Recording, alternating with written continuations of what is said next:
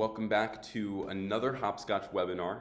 This is one of my favorite topics to be addressing with the community, and it's something that's actually been received pretty well over the course of the last few months that we've been giving this format a try. And it is how to navigate awkward conversations with your clients, right? Let's face it, talking about money with clients can be pretty awkward, especially if you don't want to rock the boat with a client or create any friction in a relationship. For this webinar, we're going to focus in on 3 different conversations that you may run into as a freelancer or small business owner. And they are setting rates, right? How much are you charging for a project or for your time? Payment status. If you send an invoice out and someone's not submitting payment or even acknowledging that invoice, how do you follow up and collect payment? And then lastly is scope creep, right? Making sure that as you're in the middle of a project that you're not getting stuck in a revision loop and that any change request is addressed appropriately. So, setting rates, right? If the scope of work is clearly defined, it might be safe to estimate how many hours it's going to take you to complete that work, right? And then use that number as a guideline for how much you should be charging overall. Right? If the scope of work is unclear or loose or seems like it might be subject to change throughout the course of the project, then the best way to get paid fairly is likely going to be an hourly wage. Now, in terms of how to actually set your rates, right, whether how much you should really charge per hour of your work, right, which can then be applied to a set scope or just to the hourly work that you may be doing. We encourage you to check in with a few different folks within your freelance network. We also encourage people to go online and see what others are charging on platforms like Upwork or Fiverr. There's also some really great blog posts out there that we'll be sure to link in the chat section. And then lastly is you could also check OpenAI, right? ChatGPT. We've seen more and more freelancers leverage that as a tool to ensure that they're setting rates appropriately. Now, once you have a good idea of how much you're looking to charge per hour, right? And that can be applied to the general set scope of work if you have an idea of how many hours it'll take to actually complete that project. It's time to relay it to your potential client. So what do you include in your email? Well, first, start things off with a nice icebreaker, right? Introduce yourself. If you haven't spoken already, maybe it's coming in from, this lead is coming in from another member of your team if you're at a small business, or if you're a freelancer, maybe it was, some cold inbound via email or something along those lines. But net is always start off your emails and communications with clients with something that's a little bit more warm and fuzzy. It makes the relationship feel, less transactional and more personal. The next piece that's always important is to give a brief explanation around your pricing philosophy, right? As a client, I can tell you that when I engage with Hopscotch's vendors, when they provide just some context around how they're actually approaching pricing, and what's going into that, number, that makes me feel a lot more comfortable working with them and trusting them. And it just starts things off on the right foot. You're also much less likely to get pushback in terms of the price if you're being upfront about why the price is what it is. The next piece is that if you are working on a project that has upfront costs, right, or software costs or whatever it may be, right, be sure to include in your pricing philosophy, the different elements that may be, counting towards that overall cost. Right, so again, software expenses, or maybe it's upfront costs for marketing, etc. And lastly, connect your rates to results. Right, this is super important. If you're able to clearly articulate how much something is costing, right, top level, different tools and so on that might be contributing to that top level cost. And then lastly, how that overall cost of the project is actually going to deliver results to your client, that makes for a really compelling argument, or case rather, in terms of why something is priced the way that it is. As someone who's obviously engaged with a ton of vendors, again, for Hopscotch, one of the things that's very helpful to take a look at here is past performance, right? Maybe you're a designer who is really great at building new websites, Well, if you can, reach out to past clients and get, an idea of how that new website design that you did for them may have contributed to a better conversion rate, or increased growth of the company. All of those statistics, are really, really helpful to make sure that you're starting a relationship with a new client off on the right foot. See, we have some questions coming into the chat. I'll be sure to take a look at those. We're going to save questions just for the end here, but some of the moderators are going to be going through and making sure that things are answered. So I'm not ignoring them. We'll come back to them.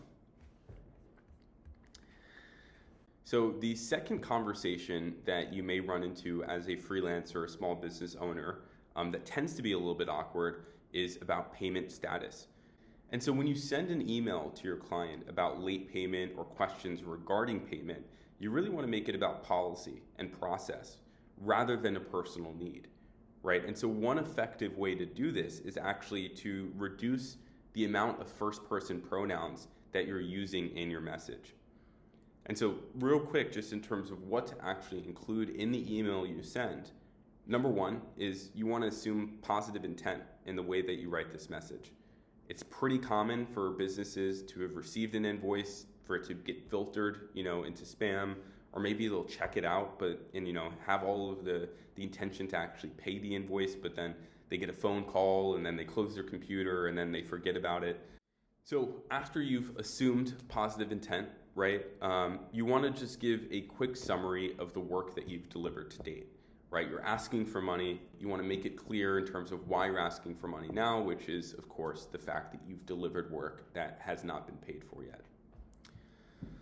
You'll also want to offer, further revisions at an hourly rate, right? So once you've said, hey, this is, what we've delivered, etc., maybe your client, isn't remitting payment because they're not 100% with the work and they're planning on following up with, more revisions or changes to what was delivered before paying. You want to get out in front of this, and the best way to do that is by stating that you're more than happy to offer further revisions, but that those further revisions are going to come at a price because, it was not included in the original scope of work. Next, you'll want to give a gentle reminder that the invoice you sent out is still unpaid. And so the way to do that would be saying, hey, I sent out an invoice on this date, for this amount. The due date was, XYZ, and it's still, in a pending state. And then lastly, you'll include a clear call to action, which would be, hey, you can submit payment by clicking this link. If your platform, like Hopscotch, offers invoice links, you can just do that by, dropping in a link and saying, click here to submit payment.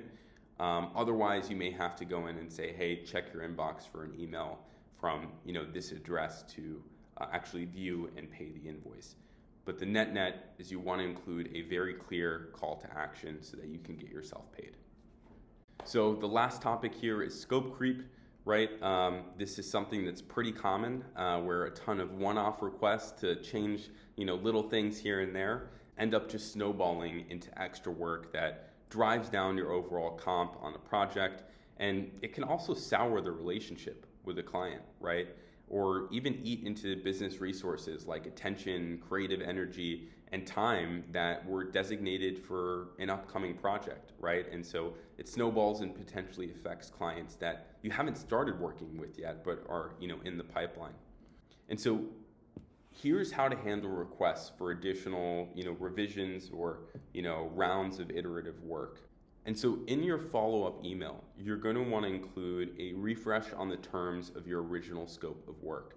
So what this means is saying, hey, so-and-so, as per the initial scope of work, our goal was to achieve X, Y, and Z over the course of, a few weeks or months, etc. And just sort of, explicitly state what the initial point of the project was, right? And so you're providing a baseline there. The next piece is that you'll want to explicitly state that whatever revision has come in or request has come in, unfortunately falls outside of the original scope of work, but that you'd be more than happy to, get it done for them. That being said, this additional work is going to come, at a price. And so you'll want to provide information on what that cost is. And so that essentially means, drop in, hey, my hourly rate is, $30, $100, whatever it may be per hour. And I expect it'll take, X hours for me to complete your request.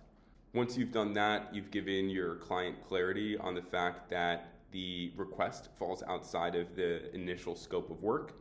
You've told them that you're more than happy to complete the request, for them. And you've told them very clearly what your cost per hour looks like and how many hours you expect to be able to complete the request, so they have a very clear idea on what timelines, are and when they would expect, the work to be delivered. That just about wraps it up for the three sort of main awkward conversations that we see coming up with our members. I'll take some time just to look through the questions here, answer any questions that you guys have. And we'll also provide a link in the chat to some of the partnerships that we've done where we expand, beyond these, three sort of, topics, and provide, templated responses to some of the other sort of, conversations that you may, find yourself in with a client. I will say too, we do have a sign-up bonus today for folks that are here with us. So if you join Hopscotch, your first invoice is on us, up to $10. And so you'll just want to search at Hopscotch on the platform, and you'll send us an invoice for $10 with the code webinar. And you'll be good to go. We'll get that paid for you within the next 48 hours. And so be sure to sign up and send that invoice before then.